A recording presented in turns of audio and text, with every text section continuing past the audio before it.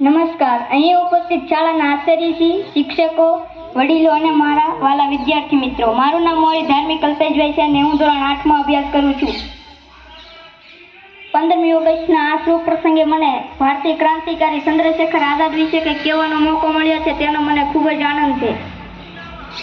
ચંદ્રશેખર આઝાદનો જન્મ 23 જુલાઈ 1900 રોજ મધ્યપ્રદેશના અલીરાજપુર જિલ્લાના ભારવા ગામે થયો હતો. તેમના જન્મ સમયનું નામ ચંદ્રશેખર તિવારી હતું અને પિતાનું નામ સીતારામ તિવારી હતું.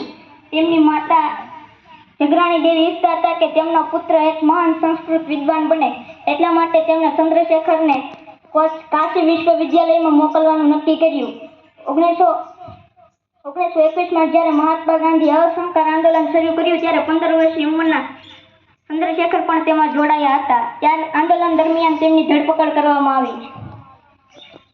ન્યાયાધીશ સમક્ષ ઉપસ્થિત કરવામાં આવ્યા ત્યારે તેમણે પોતાનું નામ આઝાદ, પિતાનું નામ સ્વતંત્રતા અને જેલને ઘર તરીકે ઓળખાવ્યા. 1925ની કાકોરી ટ્રેન લૂંટમાં સામેલ હતા. 1926માં વાઇસરોયની ટ્રેનને ઉડાવી દેવાની યોજના તથા લાલા લજપતરાયની હત્યાનો બદલો લેવા માટે જેપી સોન્ડર્સની હત્યા કરવાના કાવતરામાં પણ સામેલ હતા. ચંદ્રશેખર આઝાદનો અવસાન 27 ફેબ્રુઆરી 1931ના રોજ ઉત્તર પ્રદેશના અલ્હાબાદ ખાતે આલ્ફ્રેડ બાગમાં અંગ્રેજો સામે લડાઈ દરમિયાન થયું હતું. તેમના વિદ્રોહી સાથી વીરભદ્ર તિવારી દ્વારા જણાય છે કે તેઓ અંગ્રેજ પોલીસોથી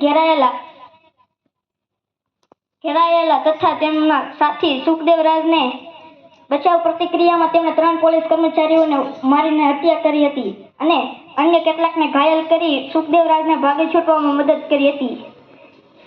અંગ્રેજ પોલીસથી ઘેરાયેલા આઝાદે પોતાનો દારૂગોળો ખતમ થતા બચાવ માટે કોઈ વિકલ્પ ન રહેતા પોતાને જ ગોળી મારી દીધી હતી. જય હિન્દ, જય ભારત.